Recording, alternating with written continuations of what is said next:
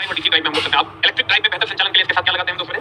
क्या लगाते हैं? इलेक्ट्रॉनिक उपकरण। विद्युत परिपथों और उपकरणों में विद्युत की आपूर्ति और नियंत्रण करने के लिए इन्वर्टर, यूपीएस, एसएमपीएस और वोल्टेज स्टेबलाइजर का उपयोग किया जाता है। इस सब का काम है दोस्तों मेरे विद्युत परिपथ और उपकरण में विद्युत की आपूर्ति और नियंत्रण के लिए हम लोग ये लगाते हैं। इसका इन्वर्टर का, यूपीएस का, एसएमपीएस का, ये सब स्विच मोड पावर सप्लाई का काम मिलकर हम कल बताए थे। एसी को डीसी में बदलना। यूपीएस हो गया अनइंटरप्टेड पावर सप्लाई, जो पावर सप्लाई को इंटरप्ट नहीं होने देता है, बदलने नहीं देता है। उसके बाद आ गया इन्वर्टर। कौन आ गया दोस्तों मेरे? इन्वर्टर क्या करता है? इन्वर्टर डीसी को एसी में, इन्वर्टर क्या करता है? डीसी को एसी में बदलता है। फिर जो मोटर एवं नियंत्रण उपकरणों से मिलकर विद्युत ड्राइव बनता है तथा विद्युत ड्राइव एवं कार्यकारी मशीन मिलकर विद्युत ड्राइव सिस्टम बनता है। ये आपको पता है, ये सोर्स है। क्या है ये? सोर्स है।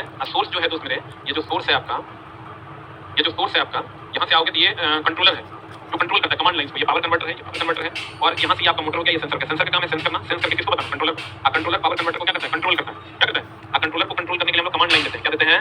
कमांड लाइन के द्वारा हम लोग कंट्रोलर को कंट्रोल करते हैं। फिर कहते हैं इलेक्ट्रिक ड्राइव ब्लॉक आरेख। ये इलेक्ट्रिक ड्राइव का ब्लॉक आरेख है। यहाँ से हम लोग इनपुट कमांड देते हैं। क्या देते हैं? इनपुट कमांड देते हैं। ये पावर सप्लाई है, ये पावर मॉड्यूलेटर है, ये कंट्रोल यूनिट है, ये मोटर है, ये यहाँ से सेंसिंग यूनिट है और ये लोड है। तो मोटर के हीट को ये सेंसिंग यूनिट सेंस करता है, कंट्रोल यूनिट को बताता है, कंट्रोल यूनिट पावर मॉड्यूलेटर को क्या करता है? मॉड्यूलेटर को ऑपरेट करता है। क्या करता है? ऑपरेट करने का काम करता है। फिर कहते हैं विद्युत ड्राइव के मुख्य भाग है कौन कौन? Power modulator, control unit, sensing unit और विद्युत मोटर। अब आ जाओ यहाँ। कहते हैं पावर मॉड्यूलेटर यह स्रोत के आउटपुट को क्या करता है? नियंत्रित करता है। जो पावर मॉड्यूलेटर है, ये जो स्रोत का जो इनपुट हुआ, इस स्रोत का क्या हुआ? आउटपुट। इसको कंट्रोल करने का काम कौन करता है? Power modulator. इस स्रोत का ये इनपुट हुआ, ये क्या हुआ? आउटपुट। इसको कंट्रोल करने का काम कौन करेगा? Power modulator. यह स्रोत से मोटर तक पावर को इस प्रकार नियंत्रित करता है कि मोटर लोड की गति, टॉर्क, विलक्षण स्पीड, टॉर्क की आपूर्ति को क्या करता है? पूरा। कब मोटर को स्पीड ज्यादा चाहिए टॉर्क कम, और कब स्पीड कम चाहिए टॉर्क ज्यादा, इसको पूरा करने का काम कौन करता है? Power modulator. कौन करता है? अगर मान लीजिए लोड बढ़ गया तो हम चाहेंगे कि मोटर की गति कम हो जाए और टॉर्क बढ़ जाए। मोटर की गति कम हो जाए और टॉर्क का मान क्या हो जाए? बढ़ जाए। लोड अगर बढ़ जाएगा तो आप क्या चाहते हैं? टॉर्क ज्यादा हो कि गति ज्यादा? क्या चाहते हैं? मोटर की गति अगर बढ़ जाएगी, लोड बढ़ जाएगा तो हम चाहेंगे टॉर्क का मान क्या हो? बढ़ जाए। गति क्या हो? कम। गति कम होगा तो टॉर्क ज्यादा होगा, गति ज्यादा होगा टॉर्क क्या होगा? कम होगा। आप कहते हैं कि पावर मॉड्यूलेटर स्रोत और मोटर धारा को सीमित करता है। पावर मॉड्यूलेटर की अगर बात करें, स्रोत और मोटर की धारा को ये क्या करता है? सीमित करता है। यह मोटर की आवश्यकता के अनुसार ऊर्जा को परिवर्तित करता है। मोटर को जितने ऊर्जा चाहिए, ये जो पावर मॉड्यूलेटर है, पावर मॉड्यूलेटर जो है हमारा, मोटर को जिस हिसाब से ऊर्जा चाहिए वो कंट्रोल में इसको ऊर्जा देता है। मान लो मोटर का लोड बढ़ गया, मोटर का लोड बढ़ गया तो उसमें हम चाहेंगे कि गति कम हो जाए, टॉर्क ज्यादा हो जाए, उसी हिसाब से ये ऊर्जा प्रदान करें। और ये नॉर्मली नहीं होता। तुमको इसको कैसे पता चलता है? इसको कमांड लाइन से पता चलता है। ये कौन बताता है? Control unit. कंट्रोल यूनिट को कौन बताता है? Sensing unit. भैया लोड ज्यादा हो गया, लोड ज्यादा हो गया तो तुम गति को कम कर दो और टॉर्क को क्या करो? बढ़ा। अगला इलेक्ट्रिक ड्राइव सिस्टम में साइक्लो कन्वर्टर। देखो कन्वर्टर का काम एसी टू डीसी या डीसी टू एसी में मॉड्यूल का उपयोग करते हैं। साइक्लो कन्वर्टर का मतलब हो गया इन्वर्टर रेक्टिफायर दोनों। इन्वर्टर भी और रेक्टिफायर। कन्वर्टर मेनली इन्वर्टर भी होता है, रेक्टिफायर भी होता है। जो एसी को डीसी में बदलता है, डीसी को एसी में। हम लोग इसमें यूज करते हैं वो कन्वर्टर यूज करते हैं जो एसी को डीसी में और डीसी को एसी में बदलता है। मोटर के संचालन अर्थात मोटरिंग और ब्रेकिंग का भी चयन करता है कौन? Cyclo converter. साइक्लो कन्वर्टर का काम है मोटरिंग मतलब चलाना, ब्रेकिंग मतलब रोकना। दोनों काम साइक्लो कन्वर्टर करता है। कंट्रोल यूनिट का काम क्या है? कंट्रोल करना। कंट्रोल यूनिट का काम क्या है? इसको पावर मॉड्यूल इसको कंट्रोल करना। कंट्रोल यूनिट पावर मॉड्यूल को नियंत्रित करता है। आवश्यकता के अनुसार पावर मॉड्यूल को भी ऑपरेट करता है। या पावर मॉड्यूलेटर और मोटर की सुरक्षा के लिए कमांड भी उत्पन्न करता है। जो कंट्रोल यूनिट है, इसी को हम लोग कमांड देते हैं। आई कमांड देते हैं, किसको चलाता है? पावर मॉड्यूलेटर को। किसको चलाता है? अब सेंसिंग यूनिट। सेंसिंग यूनिट यही है, ये हमारा सेंसिंग यूनिट है। सेंसिंग यूनिट क्या करता है? ये मोटर की धारा और गति को क्या करता है? सेंस करता है। किसके? सेंसिंग यूनिट बताएगा किसको? Control unit. Control unit command line के द्वारा पावर मॉड्यूलेटर को क्या करेगा? उसी हिसाब से ऑपरेट कर देगा। या मुख्य रूप से सुरक्षा के लिए प्रयोग किया जाता है या बंद लूप ऑपरेशन के लिए आवश्यक है। किसके लिए आवश्यक है? सेंसर यूनिट तब काम करेगा जब ये लूप कंप्लीट बंद हो। यहाँ से तुम ओपन कर दो लूप को, सेंसर करके इसको ऑपरेट कर पाएगा। सेंसिंग यूनिट तब काम करेगा, सेंसिंग यूनिट तब काम करेगा दोस्तों जब ये बंद लूप होगा कि खुला लूप होगा, तभी काम करेगा। यहाँ से खुला लूप हो जाएगा तो काम करेगा? करेगा नहीं करेगा। कहते हैं विद्युत मोटर, इलेक्ट्रिक मोटर, विद्युत ड्राइव में विद्युत मोटर का उपयोग विद्युत ऊर्जा को यांत्रिक ऊर्जा में बदलने के लिए किया जाता है। सही बात है। मोटर का काम क्या है? यांत्रिक ऊर्जा को, विद्युत ऊर्जा को यांत्रिक ऊर्जा में बदलना। विद्युत ड्राइव के लाभ क्या क्या? खाली लाभ है, ये तो कॉस्टिंग खाली ज्यादा आता है, बाकी सब लाभ है। मतलब ये प्रदूषण से मुक्त होता है, इसमें टॉर्क, गति, पावर की बहुत बड़ी रेंज होती है, कितनों आप कितनों डाउट कर सकते हैं। या सरलता से चालू किया जा सकता है और इसमें ईंधन देने की आवश्यकता नहीं। फिर देखो सेंसर भी बहुत कम ऊर्जा लेता है। कंट्रोल यूनिट में इन्वर्टर कमांड लाइन जो हम लोग देते हैं, तो एक प्रकार का विंडो है, वो कंप्लीट कंप्यूटराइज होता है, वो भी कम ऊर्जा लेता है। ऐसे नॉर्मल तुम ब्रेक लगा के कम करोगे तो करने लगा बहुत ज्यादा ऊर्जा लगेगा। अगर किसी भी चीज को तुम ब्रेक लगा, जैसे अभी तुम ट्रैक के माध्यम से रेगुलेटर जो ट्रैक होता है, वो फैन रेगुलेटर से तुम फैन के स्पीड को कम ज्यादा करते हो। अब ब्रेक लगा के करोगे तो ज्यादा ऊर्जा नहीं लगेगा।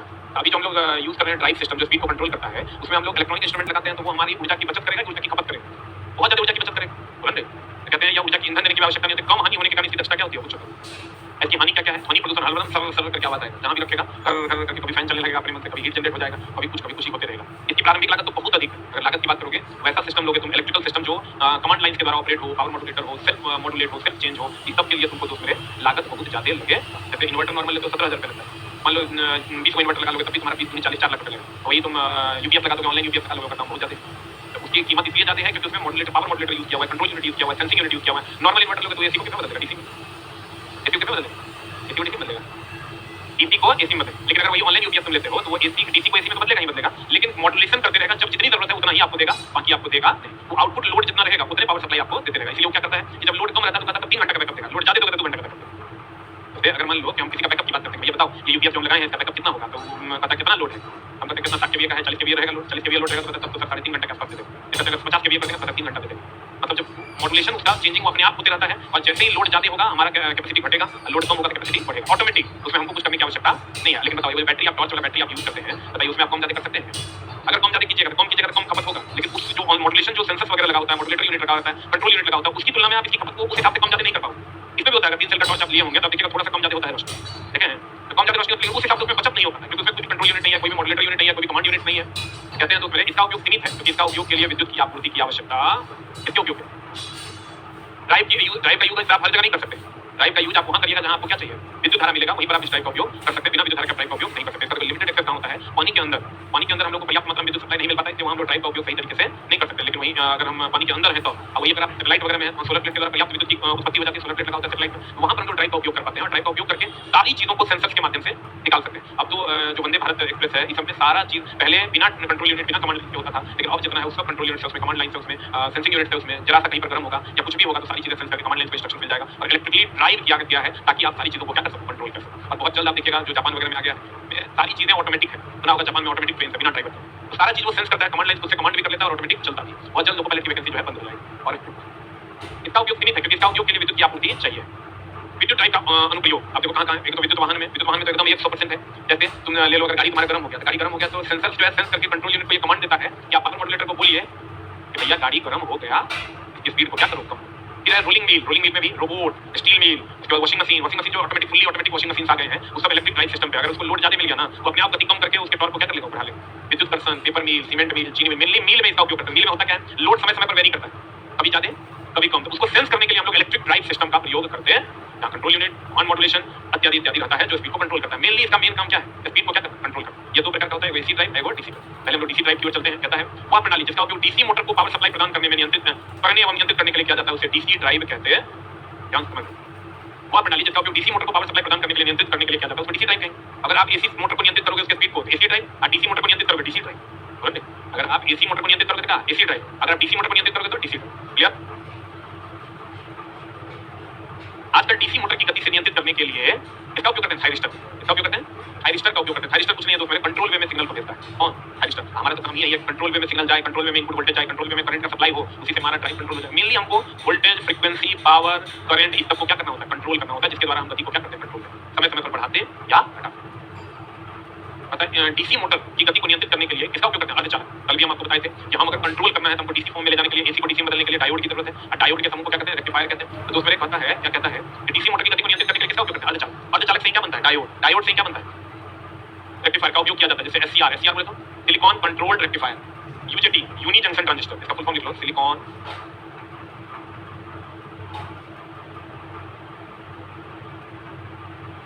UJT uni junction transistor.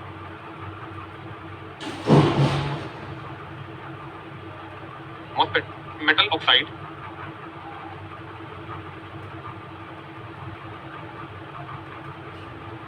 Semiconductor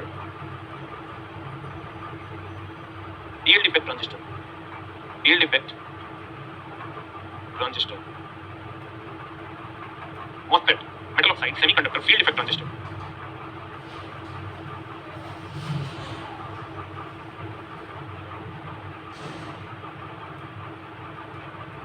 ठीक है, metal oxide field effect transistor. ठीक है, एससीआर बोले तो सिलिकॉन कंट्रोल्ड रेक्टिफायर। अब देखिए रेक्टिफायर है तो डायोड का बना होगा, डायोड है तो अर्धचालक का बना होगा, अर्धचालक किसका बना होता है, सिलिकॉन इसका बना होता है। इसीलिए इसको हम लोग क्या कहते हैं, silicon controlled rectifier, UJT uni junction transistor. UJT बोले तो MOSFET metal oxide semiconductor field effect transistor, metal oxide semiconductor field effect transistor. इसका यहां भी देखो सिलिकॉन है, अर्धचालक हो गया। बोले यूनि जंक्शन ट्रांजिस्टर, थोड़ा सा आप ट्रांजिस्टर के बारे में भी जान लेते हैं। ट्रांजिस्टर दो प्रकार का होता है। ट्रांजिस्टर कितने प्रकार का होता है, ट्रांजिस्टर दो प्रकार का होता है। एक होता है एनपीएन ट्रांजिस्टर और दूसरा होता है दोस्तों मेरे पीएनपी ट्रांजिस्टर। एनपीएन ट्रांजिस्टर की अगर हम बात करें तो जो एन प्रकार के बीच में अगर एक पी प्रकार का ट्रांजिस्टर आ जाता है तो उसको हम लोग कहते हैं एनपीएन ट्रांजिस्टर। और दो पी प्रकार के बीच में अगर एक एन प्रकार का ट्रांजिस्टर आ जाता है उसको कहते हैं हम लोग पीएनपी ट्रांजिस्टर। ध्यान से देखना, दो एन प्रकार के बीच में एक पी प्रकार का ट्रांजिस्टर आ जाएगा एनपीएन ट्रांजिस्टर, और दो पी प्रकार के बीच में एक एन प्रकार का ट्रांजिस्टर आ जाएगा पीएनपी ट्रांजिस्टर। बोलो हाँ। अब दोस्त मेरे एनपीएन और पीएनपी ट्रांजिस्टर की अगर हम बात करें तो इसका जो सिंबल होता है इसमें तीन पार्ट है। एक है emitter, base, collector. Emitter, base और कलेक्टर। E4 होता है emitter, E4 emitter, E4 base, E4 क्या कलेक्टर। रुक तब लिखना। एनपीएन ट्रांजिस्टर, पीएनपी ट्रांजिस्टर में E4 इमीटर, B4 बेस और C4 क्या कलेक्टर। अब मामला क्या है,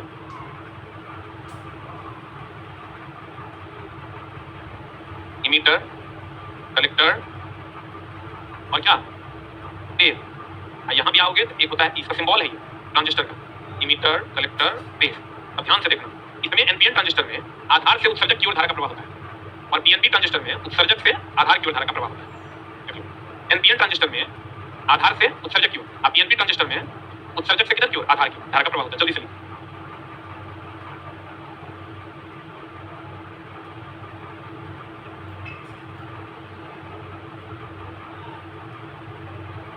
ट्रांजिस्टर कितने प्रकार के होते हैं? दो प्रकार के, एक एनपीएन और दूसरा पीएनपी।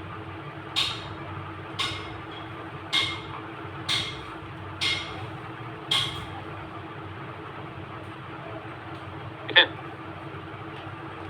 कितने प्रकार का होता है? दो प्रकार का होता है। कौन कौन? देखिएगा, ट्रांजिस्टर का मुख्य कार्य है विद्युत धारा को बढ़ाना या नियंत्रित करना। ट्रांजिस्टर का मुख्य कार्य है विद्युत धारा को बढ़ाना और नियंत्रित करना। नेक्स्ट पॉइंट, ट्रांजिस्टर एक अर्धचालक युक्ति है। ट्रांजिस्टर एक अर्धचालक युक्ति है जिसका उपयोग एम्पलीफायर, स्विच या इलेक्ट्रिक ड्राइव सिस्टम में किया जाता है। एम्पलीफायर, स्विच या इलेक्ट्रिक ड्राइव सिस्टम में किया जाता है। इलेक्ट्रिक ड्राइव सिस्टम में किया जाता है। इलेक्ट्रिक ड्राइव सिस्टम में किया जाता है। ट्रांजिस्टर के पहला लाइन क्या लिखा है, पढ़िए एक बार। ट्रांजिस्टर का उपयोग विद्युत धारा को बढ़ाने और नियंत्रित करने, मतलब घटाने में भी, लेकिन मेनली किसमें करते हैं? बढ़ाने। लेकिन क्योंकि नियंत्रित कर दिया मतलब बढ़ाने और घटाने दोनों। आप बताइए, अगर करंट के मान को बढ़ा घटा दीजिएगा तो स्पीड आपका कंट्रोल नहीं हो जाएगा। इसलिए हम लोग ट्रांजिस्टर एक अर्धचालक युक्ति है। यहाँ पर जो लाइन लिखा हुआ है कि क्या डीसी मोटर की गति को नियंत्रित करने के लिए किसका उपयोग करते हैं? अर्धचालक उपकरण। ये अगर सिलिकॉन कंट्रोल रेक्टिफायर है तो सिलिकॉन खुद अर्धचालक है। यूनी जंक्शन ट्रांजिस्टर है, इसका मतलब ट्रांजिस्टर खुद अर्धचालक है। इसलिए तो पहले नियंत्रित करने के लिए अर्धचालक उपकरण का उपयोग करते हैं। MOSFET, metal oxide semiconductor field effect transistor है तो ट्रांजिस्टर खुद एक अर्धचालक है। अब आप ये क्या है? ये इलेक्ट्रॉनिक्स वालों को पढ़ना है, आपको नहीं पढ़ना, ये उनका पार्ट है। लेकिन आप ये जानिए कि डीसी मोटर का गति नियंत्रण करना है तो सिलिकॉन कंट्रोल रेक्टिफायर ट्रांजिस्टर, ये ट्रांजिस्टर सब ट्रांजिस्टर जो है एनपीएन, पीएनपी, ये प्रकार का अर्धचालक है ना। है क्या है? क्या है? अर्धचालक। हम ये पढ़ सकते हैं कि डीसी ड्राइव में हम लोग मोटर की गति को नियंत्रित करने के लिए मेनली किसका उपयोग करते हैं? अर्धचालक यंत्रों का उपयोग करते हैं। सेमीकंडक्टर डिवाइस जितना है, अर्धचालक युक्ति जितना भी है, उसके लिए प्रोग्राम करना, उसको कमांड देकर ऑपरेट करना आसान है। इलेक्ट्रिकल युक्ति को कमांड देकर ऑपरेट करना मुश्किल है। लेकिन हम लोग मेनली ऑपरेट क्या करते हैं? वोल्टेज के ऊपर ऑपरेट करते हैं, फ्रीक्वेंसी के ऊपर ऑपरेट करते हैं, करंट के ऊपर ऑपरेट करते हैं। वोल्टेज करंट बदल देते हैं, अपने आप हमारी गति क्या हो जाती है? बदल जाती है। और ये आसान हो जाता है हमारे लिए तब जब चीजें किसकी बनी हुई होती है? अर्धचालक। नहीं तो आपको अगर नॉर्मल बिना अर्धचालक के रोकना तो ब्रेक लगा के रोकना होगा। ब्रेक लगा, पंखा में ब्रेक लगा के रोकना कितना मुश्किल हो? नहीं होगा। उसके लिए हम लोग ड्राइव का यूज किया। ड्राइव भी एक प्रकार का क्या है? अर्धचालक युक्ति। क्या है?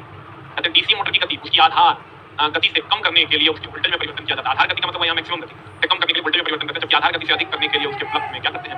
बताओ, ये फॉर्मूला पढ़े हो कि नहीं पढ़े हो? फ्लक्स का मान बढ़ेगा, गति का मान क्या होगा? घटेगा। फ्लक्स का मान घटेगा, गति का मान क्या होगा? बढ़ेगा। तो फ्लक्स के मान में परिवर्तन कब होगा? विद्युत धारा के मान में परिवर्तन करते हैं, क्योंकि विद्युत धारा का प्रवाह करते हैं तभी तो फ्लक्स जनरेट होता है। विद्युत धारा का प्रवाह करते हैं, चारों तरफ चुंबकीय क्षेत्र उत्पन्न होता है। चुंबकीय क्षेत्र जो उत्पन्न होता है उसी को हम लोग फ्लक्स कहते हैं। तो फ्लक्स को कंट्रोल कर लेंगे, कंट्रोल नहीं हो जाएगा। फ्लक्स को अगर हम कंट्रोल कर लेते हैं तो धारा का मान कंट्रोल होगा कि नहीं होगा? तो मेनली तो धारा को कंट्रोल करना है। धारा को कंट्रोल करने के लिए तुरंत हमको लिखा है ट्रांजिस्टर का उपयोग करते हैं, रेक्टिफायर का उपयोग करते हैं, एसटीआर का उपयोग करते हैं, सिलिकॉन कंट्रोल रेक्टिफायर का उपयोग करते हैं, मॉसफेट का उपयोग करते हैं। तो मेनली हमको क्या कंट्रोल करना है? धारा को। वोल्टेज को भी कंट्रोल करके हम लोग गति को कंट्रोल करते हैं। जैसे देखिएगा अभी हम लोग के पंखा का स्पीड कम हो जाता है, ठीक है, वोल्टेज कम हो गया, बोलिए। तो वोल्टेज को कंट्रोल करके भी हम लोग गति को कंट्रोल करते हैं। करंट को कंट्रोल करने से फ्लक्स कंट्रोल होता है। अब फ्लक्स जो है वो गति का क्या है? विद्युत प्रमाण क्या है? अब कहते हैं दोस्त मेरे, इस ड्राइव द्वारा एसी मोटर की गति वो भी नियंत्रित किया था। डीसी ड्राइव द्वारा हम लोग एसी मोटर की गति को भी नियंत्रित करते हैं, परंतु डीसी मोटर के नियंत्रण की तुलना में महंगा तथा अधिक जटिल है। एसी को कंट्रोल करना चला थोड़ा सा ज्यादा जटिल है, किसकी तुलना? डीसी की तुलना। डीसी को दूर तक भेजना संभव नहीं है, लेकिन डीसी को कंट्रोल करना आसान इसलिए क्योंकि ये लो वोल्टेज, ये 650 वोल्ट का है, कम। एसी हाई वोल्टेज है और फिर फ्लक्चुएशन भी ज्यादा होता है, क्योंकि एसी जो होता है वो ऐसा ग्राफ होता है। एसी जो होता है वो ऐसा ग्राफ होता है, फ्लक्चुएशन ज्यादा होता है, इसको कंट्रोल करना थोड़ा मुश्किल होता है। लेकिन डीसी में फ्लक्चुएशन कम होता है, उसको कंट्रोल करना क्या है? आसान। कोई भी चीज मान लो ज्यादा हिल कर रहा है, उसको कंट्रोल करना क्या है? मुश्किल। कहते हैं डीसी ड्राइव का ब्लॉक आरेख, ब्लॉक डायग्राम इसका ये है, ध्यान से देखो। ये नियंत्रण कक्ष है, क्या ये वोल्टेज रेगुलेटर है, ये फायरिंग परिपथ है, ये पावर स्रोत है, क्या ये पावर स्रोत है, ये थायरिस्टर है आपका, और ये फील्ड रेगुलेटर है, ये मोटर आर्मेचर है, ये मोटर का फील्ड है, ये वोल्टेज फीडबैक है, और यहाँ पर अगर हम बात करते हैं धारा या बलाक है, ये फीडबैक है। कुल मिला के इस सब में जो है मेन योगदान किसका होता है? थायरिस्टर। तो तुमको नहीं लगा ये कंप्लीट मॉड्यूलेटर है क्या? तो ये पावर सप्लाई को मॉड्यूलेट करके किसको देता है? आर्मेचर। इसके बहुत सारे कनेक्शन है, ये इलेक्ट्रॉनिक वालों के लिए है। आप फिलहाल ये समझिए कि इसका जो ब्लॉक डायग्राम है इसमें मेन काम किसका है? थायरिस्टर का। और थायरिस्टर भी अर्धचालक युक्ति है। डीसी ड्राइव के मुख्य भाग, डीसी ड्राइव का इनपुट को ओपन करेगा, फिर रेक्टिफायर ब्रिज, रेक्टिफायर का काम क्या है? एसी को, डीसी मतलब फील्ड सप्लाई यूनिट जो मैग्नेटिक फील्ड की सप्लाई करता है। मैग्नेटिक फील्ड का सप्लाई कैसे करेगा? करंट का सप्लाई करके। क्या सप्लाई करके? करंट सप्लाई को बढ़ा देगा तो मैग्नेटिक फील्ड अपने आप बढ़ जाएगा। मैग्नेटिक फील्ड बताओ बढ़ेगा, F बराबर जो मोटर चलता है F बराबर किससे चलता है? अगर मैग्नेटिक फील्ड बढ़ेगा तो मैग्नेटिक अपने आप बढ़ जाएगा। बोलो उसके बाद है दोस्त मेरे स्पीड रेगुलेशन यूनिट, जो स्पीड को क्या करें रेगुलेट करें। और उसके बाद फायरिंग सर्किट के बारे में हम लोग अलग से बात करेंगे। अपना डीसी ड्राइव का इनपुट, डीसी ड्राइव का जो इनपुट है थायरिस्टर आधारित DC drive, single DC drive phase होता है कि सिंगल फेज होता है? एक फेज होता है प्लस, एक होता है आपूर्ति पर कार्य करता है। और फुल वेव रेक्टिफायर बोले तो तुमको फुल वेव रेक्टिफायर बोले तो ऐसा ना रे, ये डीसी देगा कि एसी क्या देगा? रेक्टिफायर के लिए 4 थायरिस्टर का प्रयोग किया जाता है। मेनली तुमको पूछेगा डीसी ड्राइव में सबसे महत्वपूर्ण योगदान किसका है? थायरिस्टर। थायरिस्टर क्या है? एक अर्धचालक युक्ति है। क्या है? मेनली अगर आप कहेंगे डायोड का ही दूसरा रूप है और इसका काम क्या है? बहुत सा काम है। ये सिग्नल को एम्पलीफाई भी करता है, सिग्नल को बढ़ाता घटाता भी है, ये स्विच मोड ऑपरेशन में भी काम करता है, ये कन्वर्टर भी है, एसी को सब काम कैसे हो जाएगा? तुम चाहते हो फास्ट स्विचिंग करना, ऑन ऑफ करना, वो भी हो जाएगा। तुम चाहते हो सिग्नल एसी को डीसी बदल के देना, वो भी हो जाएगा। तुम चाहते हो सिग्नल को एम्पलीफाई करने के लिए तो तुमको ट्रांजिस्टर लगाना होगा, उसी का ट्रांजिस्टर भी कैसे बन जाएगा? अर्धचालक से बन जाएगा। मेनली अगर हम थायरिस्टर की बात करें सब कुछ उसी में रहता है, का उपयोग किया जाता है। अब रेक्टिफायर ब्रिज यही है, ये फुल वेव रेक्टिफायर क्या है? क्या है? फुल वेव रेक्टिफायर है। इसमें दोस्त मेरे इसका जो आउटपुट होगा ना वो ऐसा टाइप का होगा, मतलब कभी भी आपको ऑफ सिग्नल नहीं मिलेगा, हमेशा ऑन सिग्नल मिलेगा। यही हाफ वेव रेक्टिफायर का सिग्नल होता है ऑफ ऑन ऑफ मिलेगा। कहते हैं रेक्टिफायर ब्रिज। रेक्टिफायर ब्रिज नियंत्रित डीसी ड्राइव में शक्ति घटक का एक फुल वेव ब्रिज रेक्टिफायर होता है, जिसे 3 फेज या सिंगल फेज आपूर्ति द्वारा क्या किया जाता है चला। लेकिन फिर जो आपूर्ति तुम एसी दोगे, आउटपुट में देखो क्या मिल रहा है? समझिए आपूर्ति क्या दे रहे हो? एसी, आउटपुट में क्या मिल रहा है? डीसी। क्या मिल रहा है? डीसी। डीसी में भी डायरेक्ट एक वाला डीसी नहीं मिलता है, पल्सेटिंग डीसी मिलता है। ऐसा डीसी मिलता है पल्स अप डाउन वाला, ये डायरेक्ट डीसी है, ये पल्सेटिंग नहीं है। इसका जो डीसी होगा ना वो इस टाइप का होता है, इसको हम लोग डीसी नहीं कहते, क्या कहते हैं? Pulsating DC. इसी में अगर अप डाउन मतलब यहाँ जीरो फिर अप फिर डाउन होगा, उसी को तुम लोग जो भुगिया लाइट आता है ना, भुगिया लाइट में क्या होता है? अप कुछ नहीं है। वो डायोड को हाफ फुल वेव रेक्टिफायर लगा देता है। हाफ वेव रेक्टिफायर में जो सिग्नल मिलता है ना तो अप डाउन ऑन ऑफ ठीक है। ये डायोड लगा देते हैं हम लोग, डायोड लगाते हैं कि पट्टे ऑन ऑफ करके पावर सप्लाई को मिलना, आउटपुट को डीसी सप्लाई मिलना शुरू हो जाता। तो कहते हैं मेनली रेक्टिफायर का काम क्या है? उसमें एसी को डीसी में, एसी को कितना बदलना? डीसी में बदलना। किसका काम है? रेक्टिफायर। और डीसी ड्राइव में मेनली हम किसका उपयोग करते हैं? थायरिस्टर का। किसका उपयोग करते हैं? थायरिस्टर का उपयोग करते हैं डीसी ड्राइव। ड्राइव का मेनली काम क्या है? स्पीड को क्या करना? कंट्रोल करना। ड्राइव कितने प्रकार के होते हैं? 2 प्रकार, एक एसी ड्राइव, एक डीसी ड्राइव। कंट्रोल यूनिट का काम है पावर मॉड्यूलेटर को कंट्रोल करना, और सेंसिंग यूनिट का काम है कंट्रोल यूनिट को सिग्नल देना। बोलो क्लियर है? यहाँ से हम लोग आगे की कार्रवाई करेंगे अभी। Thank you very much.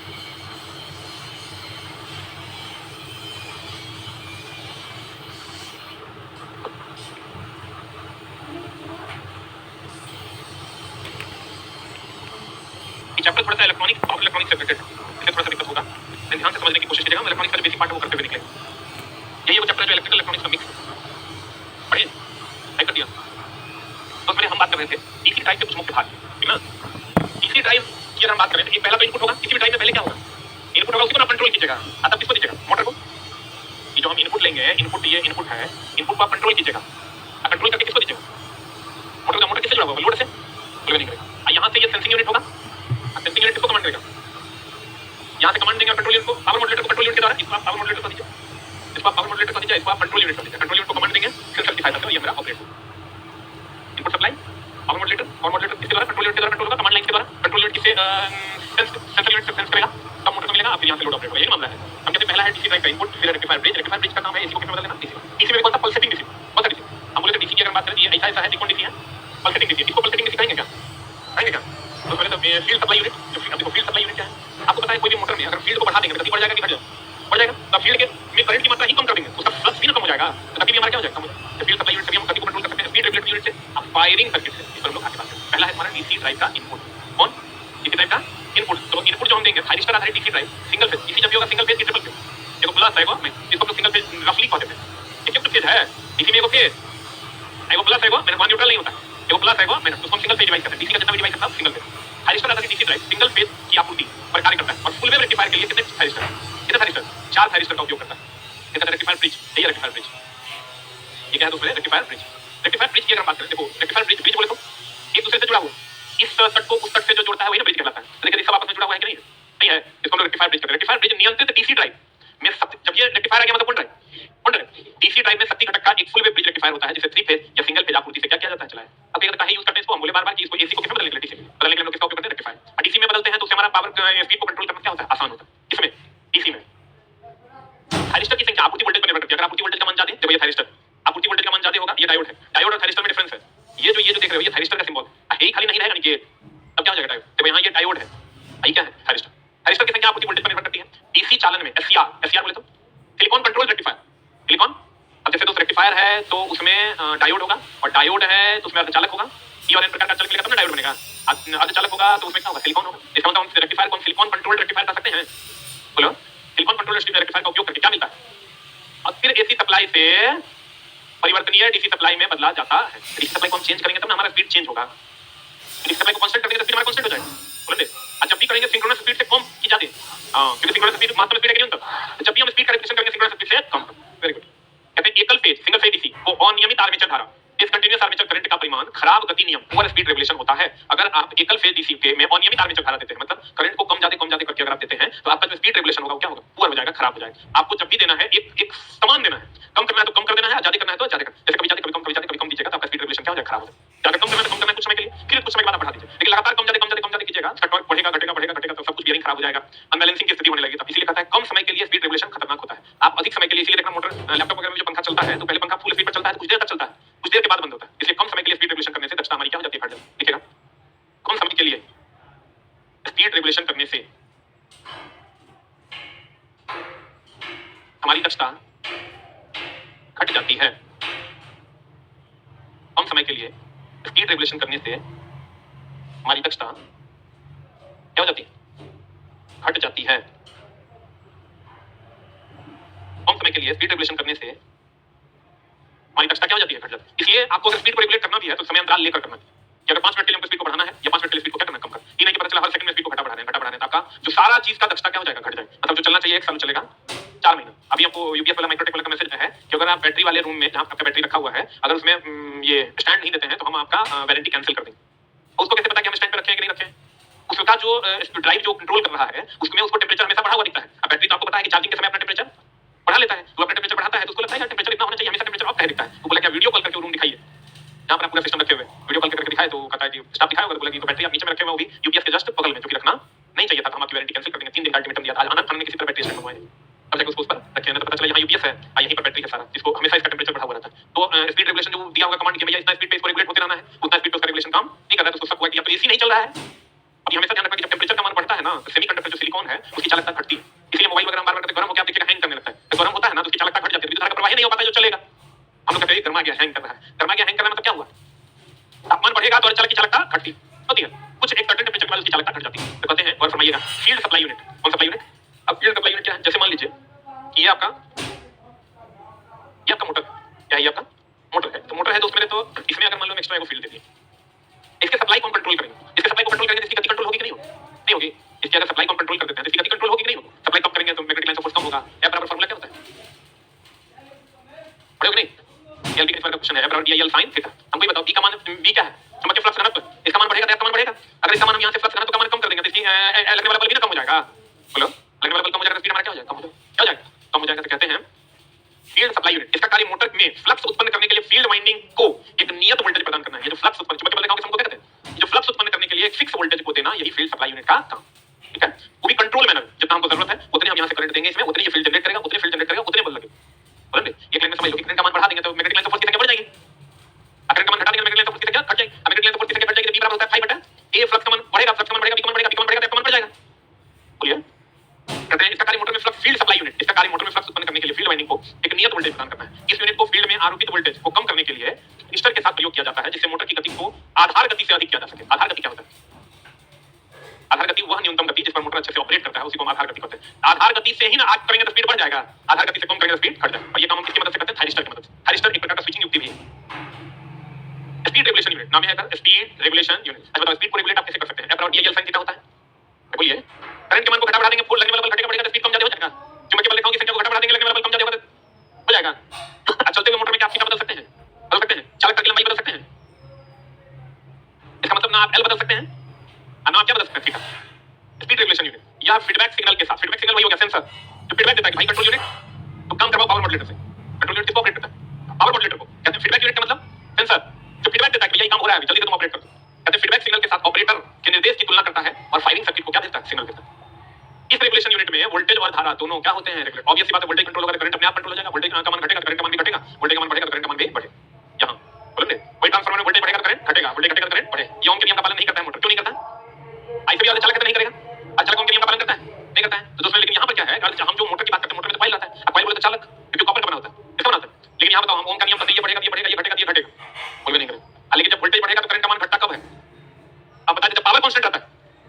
Voltage बढ़ेगा तो करंट का मान घटेगा कब? जब पावर कांस्टेंट रहता है। ये कहां होता है? ट्रांसफार्मर। ये टाइम में तुम समझ लो दोस्तों, ट्रांसफार्मर में वोल्टेज बढ़ेगा तो करंट घटेगा, वोल्टेज घटेगा तो करंट बढ़ेगा, बाकी सब जगह वोल्टेज बढ़ेगा तो करंट बढ़ेगा, वोल्टेज घटेगा तो करंट घटेगा। रफली नहीं समझे? ट्रांसफार्मर वोल्टेज का स्टेप अप ट्रांसफार्मर जो वोल्टेज को बढ़ाता है करंट को घटाता है, स्टेप डाउन ट्रांसफार्मर जो वोल्टेज को घटाता है करंट को बढ़ाता है। बोलो ने स्टेप अप जो वोल्टेज को बढ़ाता है करंट को घटाता है, स्टेप डाउन जो वोल्टेज को घटाता है करंट को बढ़ाता है। लेकिन भैया अन्य सभी जगह वोल्टेज बढ़ेगा करंट बढ़ेगा, वोल्टेज घटेगा करंट घटेगा। कहते हैं इस रेगुलेटर यूनिट में वोल्टेज और धारा दोनों रेगुलेट होते हैं। डीसी चालन की गति नियंत्रण करने के लिए आर्मेचर वोल्टेज नियंत्रण विधि अधिक दक्षता और उत्तम वोल्टेज नियमन प्रदान करती है। तो मेनली बताओ किसको कंट्रोल करते हैं हम लोग? वोल्टेज को। अच्छा बताओ पंखा का स्पीड कम हो जाता है तो हम लोग क्या करते हैं?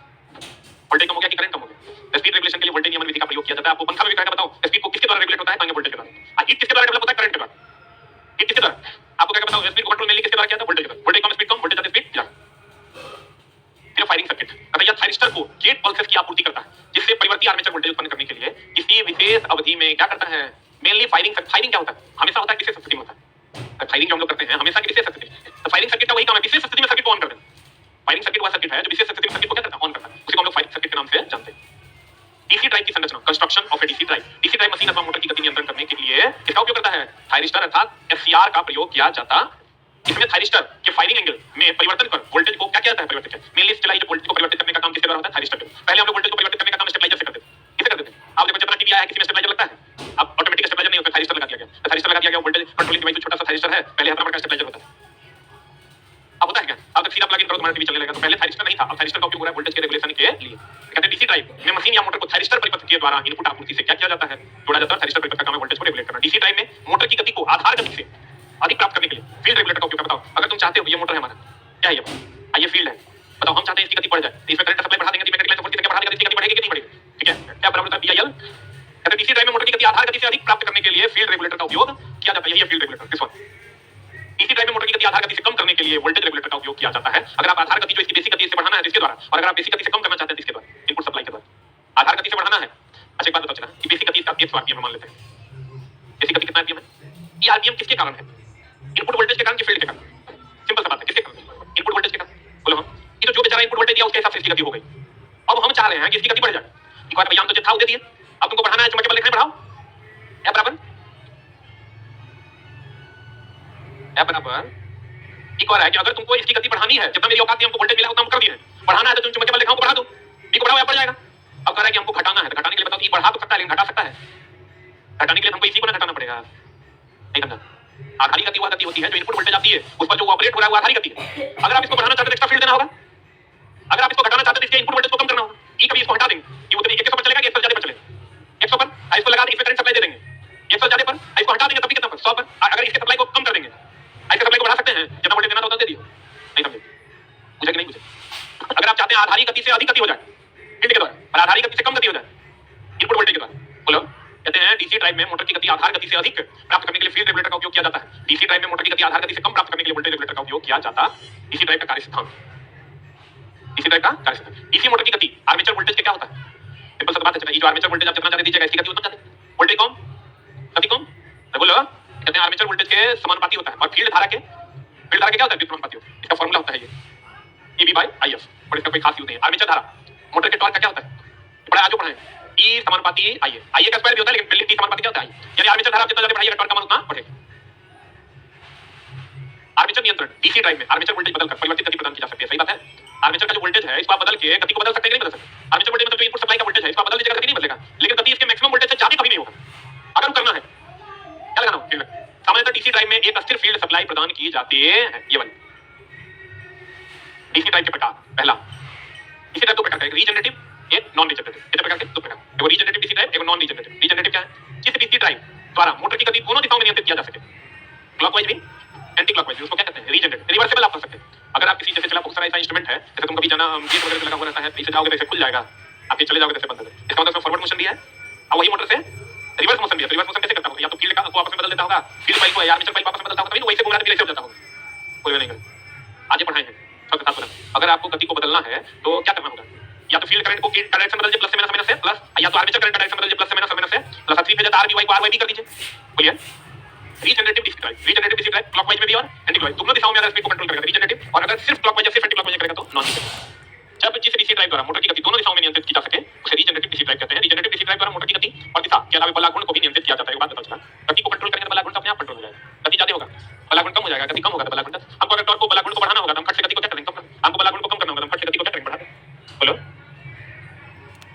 नॉन रीजनरेटिव जिस डीसी ड्राइव द्वारा मोटर की गति और घूर्णन वो सिर्फ एक ही दिशा में, या तो क्लॉकवाइज या तो एंटी क्लॉकवाइज। आपको क्वेश्चन पूछा कि नॉन रीजनरेटिव में किस दिशा में कंट्रोल होता है, क्लॉकवाइज की एंटी क्लॉकवाइज, किसमें होता है? दोनों में होता है, क्लॉकवाइज में भी होता है, एंटी क्लॉकवाइज में भी होता है। ये जैसे डीसी ड्राइव द्वारा मोटर की गति को घूर्णन को सिर्फ एक दिशा में नियंत्रित किया जा सके उसे क्या कहते हैं, नॉन रीजनरेटिव। या रीजनरेटिव डीसी ड्राइव की अपेक्षा सरल एवं क्या होता है, सस्ता होगा। और ये बात अगर तुम दोनों डायरेक्शन में कंट्रोल करना चाहोगे तो वो थोड़ा सा क्या होगा, महंगा। एक ही डायरेक्शन में कंट्रोल करना चाहोगे तो वो क्या होगा, सस्ता होगा। सिंगल फेज डीसी ड्राइव भी एक प्रकार का क्या है, डीसी ड्राइव। डीसी ड्राइव है तो डीसी ड्राइव है, जब सिंगल फेज होगा करेगा, डीसी ड्राइव कभी थ्री फेज होगा क्या? अगर सिंगल फेज हो एसी की थ्री फेज हो एसी, वो एसी ड्राइव होगा। और डीसी तो हमेशा कहीं वन फेज होगा, सिंगल फेज। हमें डीसी ड्राइव के लाभ क्या क्या है? डीसी ड्राइव उच्च स्टार्टिंग और त्वरित टॉर्क देता है। अब दूसरे आपको भी पता है कि हम बोले हैं एसी है कि डीसी, एसी की डीसी, तो करंट आपको दिखेगा ये अगर ऐसा है तो क्या है, डीसी। मतलब करंट इसमें कंटीन्यूअसली किसमें मिलेगा, डीसी में। इसमें टॉर्क आपको ज्यादा मिलेगा, इसमें लेगा छोड़ेगा लेगा छोड़ेगा लेगा छोड़ेगा, टॉर्क आपको किसमें ज्यादा मिलेगा, डीसी। जहां भी ज्यादा टॉर्क कम वोल्टेज पर, ज्यादा वोल्टेज पर डीसी है नहीं, 650 का डीसी है। कम वोल्टेज पर अगर आपको ज्यादा टॉर्क चाहिए तो डीसी ड्राइव, एसी ड्राइव, काय डीसी ड्राइव की, क्योंकि प्लस माइनस नहीं होता। कहते हैं डीसी ड्राइव उच्च स्टार्टिंग त्वरित टॉर्क होता है, एसी ड्राइव की तुलना में क्या होता है, सरल होता है या अधिक एचपी रेटिंग के लिए कम खर्चीला होता है। कौन? लेकिन बहुत अधिक के लिए हम इसका उपयोग नहीं कर सकते, ये इसका डिसएडवांटेज है। बहुत अधिक के लिए हम लोग को एसी ड्राइव का ही यूज करना होता है। या एसी डीसी सिग्नल पावर को रूपांतरण के साथ डिजाइन किया था। एसी कैसे बदलता है, डीसी किसकी सहायता से, रेक्टिफायर की सहायता, किसकी सहायता से, और रेक्टिफायर किसकी सहायता से चलता है, डायोड की सहायता, किसकी सहायता से। एसी ड्राइव के मुकाबले डीसी ड्राइव आसानी से बस डायोड लगाइए और आपका काम हो जाएगा। एसी ड्राइव की हानि क्या क्या है, या एसी ड्राइव से क्या होता है, भारी होता है, उच्च अनुरक्षण की आवश्यकता होती है, मतलब संरक्षण इसको ज्यादा चाहिए, क्योंकि सेमीकंडक्टर डिवाइस होता है। एसी चाहिए ही चाहिए। एसी कौन है, एयर कंडीशन, क्योंकि हम बोले आयोड है, आयोड चालक युक्ति है, तापमान बढ़ेगा तो इसकी चालकता घट जाएगी, इसलिए इसमें उच्च अनुरक्षण की आवश्यकता होती है, बिना एसी का काम नहीं होता। मतलब तुम समझो कि अभी जो लगा हुआ है क्या बोलते हैं जहां पर यूपीएस, उसमें ये वो एसी कंटीन्यूअसली 24/7 चल रहा है, 24 घंटा। अब 24 घंटा चलेगा तो बिल समझ लो कितना होगा। तो कहने का हमको लगता है हर महीना कम से कम 20 बच्चे का बिल जो है खाली उसके बिजली बिल में जाएगा। 6000 से 8000 ज्यादा ही हो जाएगा, कम से कम 30 से 35 बच्चे, 7 से 8000 का बिजली बिल होता है कम से कम। तो कहते हैं उच्च अनुरक्षण की आवश्यकता होती है। एसी ड्राइव की तुलना में आकार बड़ा और क्या होता है, महंगा। कम्यूटेटर और ब्रश के कारण ये अधिक क्या होता है, जब ये चला डीसी ड्राइव कम्यूटेटर होगा करेगा, मेनली कम्यूटेटर होगा। मेनली अच्छा बताओ, डीसी कम्यूटेटर किसकी पहचान, इसी की पहचान है या उच्च गति के लिए उपयोग। अच्छा बात, डीसी ड्राइव जब भी होगा डीसी करंट के लिए, एसी करंट, डीसी करंट पे उच्च गति की निम्न गति, उच्च गति निम्न गति और अधिक टॉर्क। डीसी जो होगा निम्न गति, अधिक टॉर्क की कम टॉर्क। अभी तुरंत उत्तर पढ़ना, अधिक टॉर्क ना, आईएसी उच्च गति कम टॉर्क ना। कहते हैं बताओ अगर डीसी ड्राइव है तो डीसी मोटर को ऑपरेट करेगा, और डीसी मोटर को ऑपरेट करेगा तो उसका कम्यूटेटर होगा। कम्यूटेटर किसका बना होता है, कॉपर नहीं होता, उसके बीच में माइका भरा होता है, उसके बेस में बैकलाइट होता है, वो थोड़ा हैवी हो जाता है। कौन, डीसी। कहते हैं ये उच्च गति के लिए उपयोग नहीं किया सकता, उच्च गति के लिए उपयोग करेंगे डीसी का, तो उच्च टॉर्क के लिए उपयोग करेंगे। उच्च टॉर्क मतलब गति कम, उच्च टॉर्क मतलब दोनों टाइप से अच्छे से पढ़ोगे तब लास्ट में कंक्लूजन हमें बताएंगे, तब अच्छे से समझ में आएगा। डीसी ड्राइव का उपयोग कहां कहां, डीसी मोटर में, मोटर ब्रेकिंग सिस्टम मतलब मोटर को रोकने के लिए। देखो अब मोटर ब्रेकिंग सिस्टम क्या है, मोटर ब्रेकिंग सिस्टम कभी-कभी यूज होता है कि हमेशा मोटर चल रहा है तुमको ब्रेक लगाना है तो कभी-कभी यूज होगा, कभी-कभी यूज होगा तुमको डीसी स्टोर करके रखेंगे, डीसी से ऑपरेट करके मोटर को तब ब्रेक लगाएंगे। ब्रेक लगाने के लिए कोई यंत्र चाहिए ना, बोले ब्रेक लगाने के लिए जो यंत्र चाहिए वो डीसी ऑपरेटेड अगर रहता है तो हमारे लिए और आसान है, जो डीसी बैटरी में संचित करके रखेंगे, जब हमको डीसी से ऑपरेट करके डीसी करंट लेके हम रोक देंगे, फिर हमारे स्टोर रहेगा। बोले इससे फायदा क्या होगा, अगर मान लो किसी कारणवश सप्लाई मेरा गड़बड़ा भी गया तो डीसी अगर ब्रेकिंग सिस्टम हम लगाते हैं डीसी ड्राइव के द्वारा, हमारा तो करंट स्टोर होगा ना, आने वाला करंट कभी कम कभी ज्यादा कभी बंद हो सकता है, लेकिन जो स्टोर करंट है वो कभी कम ज्यादा होगा। टॉर्च में लगा दिया बैटरी डीसी, उसका तो ठीक है ना, चलवे करेगा। लेकिन पावर सोर्स हम ले ले एसी, फुल परसेंट ठीक है कि चलवे करेगा, कभी बंद होगा कभी नहीं बंद होगा, कभी चलेगा कभी नहीं चलेगा। इसलिए जब भी ब्रेकिंग सिस्टम में हम लोग यूज करते हैं किसका यूज करते हैं, डीसी, क्योंकि वो परमानेंट पावर सप्लाई। बोलते क्योंकि डीसी को हम क्या करते हैं, स्टोर करके रखते हैं। प्लेट मिल में profile cutting machine, profile cutting machine क्या होता है, आप प्रोफाइल का मतलब आप देखें कभी सीढ़ी वगैरह में देखें इतना बड़ा-बड़ा पाइप जो लगा हुआ होता है अलग-अलग डिजाइन का, ये देखें उसको एक फिक्स प्रोफाइल में। प्रोफाइल का मतलब क्या होता है, प्रोफाइल का मतलब होता है बाहरी आवरण। हम लोग फेसबुक प्रोफाइल लोगों का चेक करते हैं, उसके उसका बाहरी आवरण का पता चलता है, उसका घर कहां है, उसका हाइट कितना है, कहां से उसकी स्कूलिंग हुई है, कहां से क्या हुआ है, तो उसकी प्रोफाइल का मतलब हुआ बाहरी आवरण। प्रोफाइल का मतलब जो सीढ़ी में जो पाइप हम लोग डालते हैं उसका बाहरी आवरण जो लोग बनाते हैं वहां पर हम लोग इसका उपयोग करते हैं। लेथ मशीन में भी इसका उपयोग करते हैं। अच्छा बताओ लेथ मशीन में टॉर्च ज्यादा चाहिए, कौन टॉर्च ज्यादा चाहिए, छोटा सब लोग काटेगा रे, काटेगा कैसे, लेथ मशीन कटिंग ऑपरेशन करता है, कटिंग ऑपरेशन करके जिसको खराद कहते हैं। लेथ मशीन में मेनली ड्रिलिंग होता है, बोरिंग होता है, रिमिंग होता है, टर्निंग होता है, पार्टिंग होता है, पार्टिंग मतलब दो भाग में काटना होता है, उसमें मेनली काट-खोट का काम होता है। काट-खोट का काम तो तब होगा जब ज्यादा मिलेगा, बल कम मिलेगा, बल ज्यादा मिलेगा डीसी ड्राइव, एसी ड्राइव। इसलिए हम लोग लेथ मशीन में कितना उपयोग करते हैं, डीसी ड्राइव। अब कहता है ध्यान से देखना, कहते हैं एसी ड्राइव, कौन ड्राइव, एसी ड्राइव में क्या है, तो उसमें हम लोग एसी जनरेट कब होगा, हमको एसी चाहिए। अभी तक तो डीसी चाहिए था, डीसी चाहिए था तो रेक्टिफायर डायोड लगा के हम काम चला रहे थे, डायोड का काम था एसी को किसमें बदलना, डीसी। अब अगर आपको एसी ड्राइव करना है तो एसी चाहिए, एसी चाहिए तो इन्वर्टर चाहिए। इन्वर्टर का काम क्या है, एसी को एसी, इसमें कोई डाउट है क्या? हम लोग जो इन्वर्टर यूज करते हैं, इन्वर्टर का काम क्या है, इन्वर्टर का काम है AC2, पक्का ना, C2 AC, ये बदल। अगर आपको रेक्टिफायर का काम कह दें, रेक्टिफायर का काम है AC2 AC, रेक्टिफायर की जगह पर आपको डायोड कह दें, SCR कह दें, नहीं इसमें थोड़ा सा झूल है, इतने तक रखो, इसमें कोई दिक्कत। इसका काम अब हमको हम आगे एसी ड्राइव, एसी ड्राइव वह ड्राइव होगा जो एसी पावर सप्लाई के द्वारा मोटर की गति को कम या ज्यादा करे। हम पावर सप्लाई क्या देंगे, एसी, और एसी ड्राइव पर एसी इंस्ट्रूमेंट चलेगा कि डीसी इंस्ट्रूमेंट चलेगा, तो बताओ इसमें कम्यूटेटर होगा, कम्यूटेटर नहीं होगा तो हल्का होगा कि भारी, हाँ तो दोस्तों एसी ड्राइव वैसे इंस्ट्रूमेंट को ड्राइव करने, ये जो तुम्हारा पावर मॉड्यूलेटर है, कंट्रोल यूनिट है, सेंसिंग यूनिट है, इस सबको मिला के ड्राइव करते हैं। सबको मिला के कहते हैं। इसका मेनली काम क्या है? स्पीड को कंट्रोल करना। स्पीड को क्या करना? तो दूसरे एसी ड्राइव का काम होगा एसी से चलने वाले इंस्ट्रूमेंट को ड्राइव करना। ड्राइव करना मतलब क्या करना? कंट्रोल करना। तो कंट्रोल करने के लिए हमको एसी सप्लाई चाहिए, डीसी। एसी सप्लाई चाहिए मतलब एसी सप्लाई हमको डीसी टू एसी में बदल के कौन देगा? अगर एसी है तो ठीक है, लेकिन अगर डीसी को एसी में बदलना हो, इसमें डायोड का भी उपयोग करें। इसका उपयोग करें। पहले देखो हम बार-बार कहते हैं कि स्पीड को कंट्रोल करना है, तो उसके लिए डीसी सप्लाई को कंट्रोल करना क्या है? आसान। तो डीसी सप्लाई के द्वारा पहले कंट्रोल कर लेंगे, फिर इन्वर्टर में देके डीसी को एसी में बदल के एसी इंस्ट्रूमेंट को दे देंगे। जैसे फॉर इसका ब्लॉक डायग्राम यहां है, देख लो। 3 पे एसी सप्लाई दी है, बोलो। इसको हम रेक्टिफायर से जोड़ दिए। रेक्टिफायर हमको क्या दिया? क्या दिया? अभी डीसी को फिर किससे जोड़े? इन्वर्टर फिर हमको क्या दे दिया? एसी सप्लाई दे दिया। बोलो चला, अब मामला क्या है? मामला ये है दूसरे, हम आपको बोले कंट्रोल करना किसको आसान है? डीसी को। भैया पहले हम 3 फेज एसी को किसमें बदल लिए? डीसी में। इसको हम कंट्रोल यूनिट यहां है, बोलो। इसको कंट्रोल करके फिर हम एसी में बदल के फिर हम अपने इंस्ट्रूमेंट को दे दिए। हमको एसी सप्लाई मिला, तुमको डायरेक्ट इन्वर्टर में दीजिए सर। फिर आप डाउन होते रहेगा, हार्मोनिक्स क्रिएट करते रहेगा, बोलो। अब बताओ चला, डीसी में कोई हार्मोनिक्स होता है? डीसी में कोई हार्मोनिक्स नहीं होता, लेकिन एसी में जाओगे ना। इसीलिए तो अगर आपको कांस्टेंट स्पीड चाहिए तो आपको किसमें ले जाना होगा? डीसी में। किसमें ले जाना होगा? तो कहते हैं वह प्रणाली जिसका उपयोग एसी मोटर को पावर सप्लाई प्रदान करने एवं नियंत्रित करने के लिए किया जाता है, उसे क्या कहते हैं? तो बताओ, कंट्रोल तो जब भी करेंगे मोटर पर करेंगे, जनरेटर करेंगे। वह ड्राइव जिसका उपयोग इंडक्शन, अब जब ये डीसी मोटर एसी मोटर आ गया मतलब इंडक्शन मोटर आएगा, सिंक्रोनस मोटर आएगा। एसी मोटर कौन कौन? जो इंडक्शन मोटर है वो सिंक्रोनस मोटर। इंडक्शन मोटर दो टाइप का, अगर आप पढ़े होंगे तो एसी मोटर की अगर हम बात करें, एसी मोटर एक हो गया इंडक्शन मोटर, एक हो गया इंडक्शन मोटर, एक हो गया सिंक्रोनस मोटर। इंडक्शन मोटर कितने टाइप का? कौन कौन? Single phase induction motor, 3 phase induction. बोलो, अब इस सब को कंट्रोल करने के लिए जो ड्राइव का यूज करेंगे उसे कौन ड्राइव कहेंगे? AC drive. डीसी मोटर देखिए, डीसी मोटर, डीसी मोटर कोई वैरायटी पड़ा है? डीसी मोटर के ओपन मोटर, डीसी मोटर। तो कहते हैं वह ड्राइव जिसका उपयोग इंडक्शन मोटर एवं सिंक्रोनस मोटर, इंडक्शन मोटर में दोनों आ गए, सिंगल फेज भी वन, की गति, दिशा, बला, घूर्ण को नियंत्रित। आपको कहेगा बताओ कि ड्राइव किसको कंट्रोल करता है? गति को, दिशा को, बला, घूर्ण को, तीनों को। क्योंकि हम देखें अभी रीजनरेटिव नॉन रीजनरेटिव था, उसके डायरेक्शन को कंट्रोल कर रहा था। बोलो, गति और टॉर्क को कंट्रोल कर रहा है, गति बढ़ा रहा है, टॉर्क घटा रहा है, गति घटा रहा है, टॉर्क बढ़ रहा है। कहते बला, घूर्ण को नियंत्रित करने के लिए क्या जाता है? उसे एसी ड्राइव कहते हैं। कहते हैं वह ड्राइव जिसका उपयोग प्रेरण मोटर एवं तुल्यकालिक मोटर की गति एवं दिशा, दिशा और बला, घूर्ण को नियंत्रित करने के लिए किया जाता है, उसे क्या कहते हैं? एसी ड्राइव में एसी मोटर की गति किसके द्वारा? माइक्रो प्रोसेसर आधारित, माइक्रो प्रोसेसर जानते हो ना, इलेक्ट्रॉनिक उपकरण द्वारा नियंत्रित किया जाता। डीसी ड्राइव का गति नियंत्रण होता था थाइरिस्टर के द्वारा। इसके द्वारा आज इसकी गति का नियंत्रण होगा इसके द्वारा। देखो सेम मामला है, इसका जो ब्लॉक आरेख है, इसकी पावर सप्लाई है। अरे ये कन्वर्टर यहाँ लगा हुआ है, ये वोल्टेज रेगुलेटर है, ये फिल्टर है, यहाँ आओगे आप फ्रीक्वेंसी कंट्रोलर है, ये इन्वर्टर है, और ये इन्वर्टर का काम है ये पूरा एरिया में क्या घूम रहा है? डीसी। अब ये डीसी को किसमें बदल के दे? एसी में बदल के किसको दे रहा है? मोटर। किसको दे रहा है? मोटर को दे रहा है। तो ये मामला मिला के आपका थाइरिस्टर को हम बोले, थाइरिस्टर क्या करता है? डीसी सर्किट को कंट्रोल करने का, डीसी ड्राइव को क्या करता है? कंट्रोल करता है। लेकिन एसी ड्राइव को हम लोग कंट्रोल करते हैं माइक्रो प्रोसेसर के द्वारा। बताओ डीसी ड्राइव में इन्वर्टर का कोई काम है? लेकिन एसी ड्राइव में इन्वर्टर का काम क्या है? क्योंकि फाइनली हमको क्या चाहिए? एसी। क्या चाहिए? कंट्रोल करना किसको आसान है? डीसी को। मेनली हम ड्राइव के द्वारा क्या करते हैं? गति का नियंत्रण करते हैं, टॉर्क का नियंत्रण करते हैं और डायरेक्शन का नियंत्रण करते हैं। रीजनरेटिव और नॉन रीजनरेटिव। रीजनरेटिव में क्लॉकवाइज एंटी क्लॉकवाइज दोनों, नॉन रीजनरेटिव में या तो क्लॉकवाइज या तो एंटी क्लॉकवाइज में हम लोग स्पीड को कंट्रोल करते हैं। डीसी ड्राइव भारी होगा कि हल्का? भारी होता है, क्योंकि उसमें क्या होता है? कम्यूटेटर। एसी ड्राइव क्या होता है? हल्का। क्लियर? हाँ जी, ना ना कन्वर्टर दोनों काम करता है। आज की कार्रवाई को हम लोग यहाँ तक रखेंगे। 1-2 क्लास हमको लगता है और लगेगा, ठीक है? 2 क्लास और लगेगा और उसको खत्म कर देंगे। इसके बाद के चैप्टर्स में चला नहीं है, जनरेशन वही पढ़ा होगा ना, थर्मल पावर प्लांट, टरबाइन पढ़ा है, हाइड्रोइलेक्ट्रिक पावर प्लांट, कंडेंसर पढ़ा है कि नहीं? न्यूक्लियर पावर प्लांट वो जो पढ़ते हैं ना लोग, बोरॉन, कैडमियम की छड़, मंदक पढ़ा होगा तुम लोग उधर भी केमिस्ट्री में। Thank you very much.